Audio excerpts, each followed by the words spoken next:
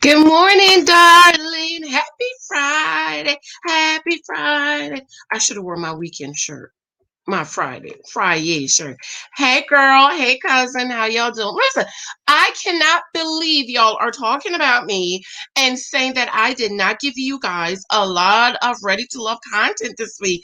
I thought I gave y'all ready to love content every day. No, girl, y'all in my email crying and whining.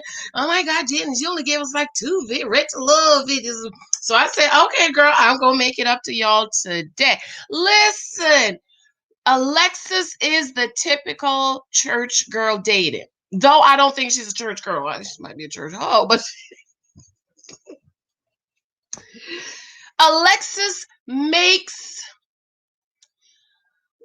I don't know if I want to say the number one, but I hear this a lot. So I'm going to say the number one mistake Christian women make with dating. I'm going to tell you what that is. She made it. She made it. And I know so many women who make this mistake and get married, and then their marriage is hell on earth. Happy Friday. I'm wearing my Grateful for Every Little Thing shirt. My girlfriend got this shirt for me. This shirt was for my book, but I don't know. I think I'm going to change it a little bit. Um, Moments of gratitude. I'm going to change this. So if you want this shirt, I think somebody asked me, but I think I'm going to have about 5 or 6 left. You can cash at me $15 and I will get that out to you. Okay. It's gray. It comes in, I think, large, extra large. I think I have about 5 or 6. So if you want it, $15. Okay. Grateful for every little thing. It's for the shirt. Most gratitude. Thank you for your love and support with my new book, 10 Years a Girlfriend. I need reviews. I need reviews and I need purchases. Okay, Show Me Love. If you want to show me love, 10 Years a Girlfriend is the book to get. 23 Times the Guys You Remind Me. This is still my number one bestseller. This book is so good. And of course, The Naked Wife. Okay, so Alexis had the boyfriend came over, right? The ex-boyfriend. This is the boyfriend she dated before she got married. So she said he she helped him. Joseph. I love Joseph, the name Joseph, I think. She helped Joseph to come into his faith, right? And I think that's one of the mistakes a lot of women make. I really need to write something on this. Is ladies, Christian girls, you meet the sinners, the heathens, and they're not believers. They're not what you want them to be. You want them to become a believer. So you work tirelessly in getting them to believe, to come to the church, to um to be a part of the church. And then they didn't even work out, right? So she said, he gives me credit in helping him to get in the church and get into the ministry. So that's another mistake y'all make. This is why I keep telling y'all, stop making boyfriends, stop having boyfriends. Stop making every man you meet an investment. Because Alexis invested all that time and all that energy in the man, and then they didn't even work out. How many men have you invested so much in, and then y'all don't work out? He take everything you've invested in him and give it to somebody else. And this is why you don't do boyfriends. This is why you stop need to make meeting men and making them your men. This is why you need to vet them properly. This is why you need to know what you know that you know what it is that you want. And if a man is not it, you need to walk away. Now, the number one or one of the biggest mistake a lot of women make is this. She says Ron has done the right thing, says the right thing. He made me first choice, which I absolutely love because it's something that I haven't had in my previous relationships. What is the number one mistake I see a lot of Christian girls making? And that is God said. I'm writing something on that. Okay. I have known so many Christian women who marry men because they said God said. So my thing is, okay, it is important, ladies, to have a man to choose you, right? He that finds a wife finds a good thing and obtain favor from the Lord. However, not because he choose you or he found you mean you need to choose him. That's what my daddy said. He said 10 men might find you, but you can't marry all 10 of them.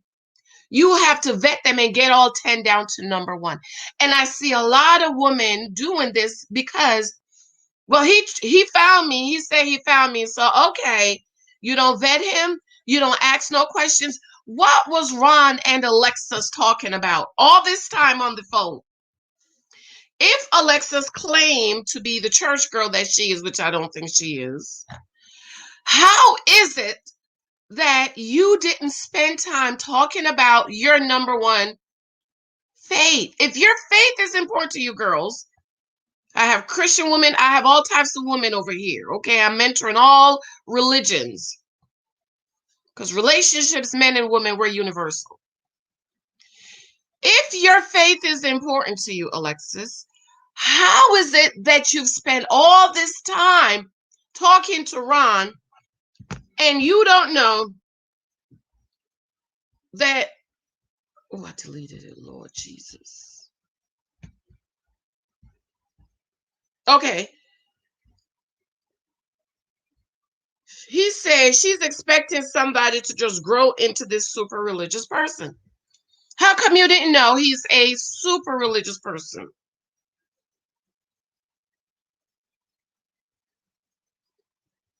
How come you didn't know he got church hurt? Because a lot of people has church hurt. And you know what I say, for those of you who have church hurt, the Bible says, look unto Jesus, who's the author and the finisher of your faith. You cannot look at people. Should you be able to look at people? Yeah. But when you've experienced church hurt, you just have to remember Jesus died for me, and that's what's important. Because when you stand in front of him on that day, it's not going to be pastors wanted all my money. It's what did you believe with I died, I rose, and I'm coming back again.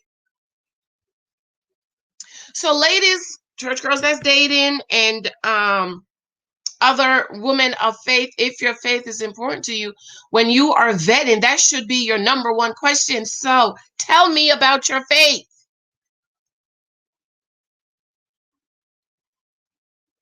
That was when I was dating. There's two things I let them know up front. Number one, I am a born again believer. So if you're not born again, I go to church every Sunday. I pay tithes and offering. I give to the church. I respect my pastor, my first lady. I love the church.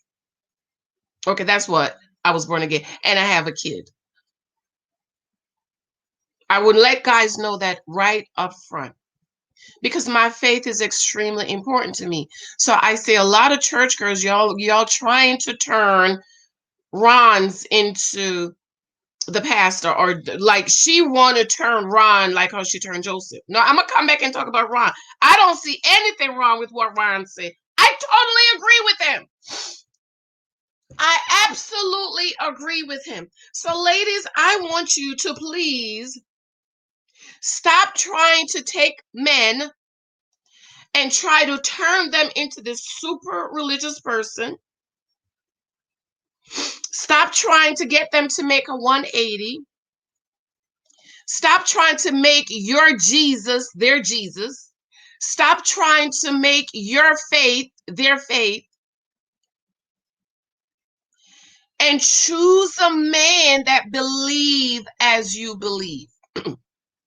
It's the same thing, ladies, with you wanting a traditional marriage, so to speak, husband.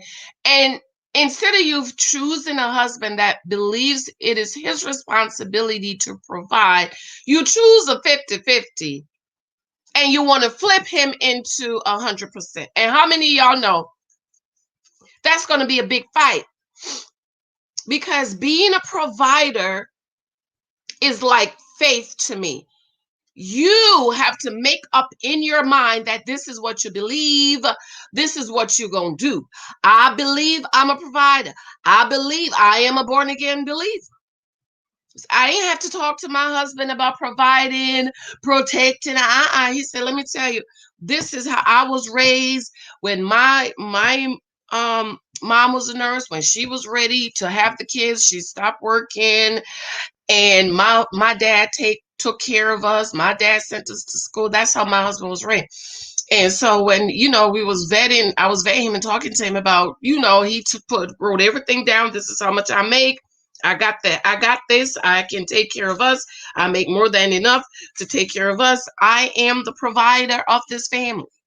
I wasn't trying to flip him. And if he wasn't, I wouldn't have married him, because there are lots of guys that I passed up that, oh, you got a good job. You can pay the bills too. Goodbye. That's not what I want. So, ladies, I want you to stop taking men who are not what you want and trying to make them into what you want.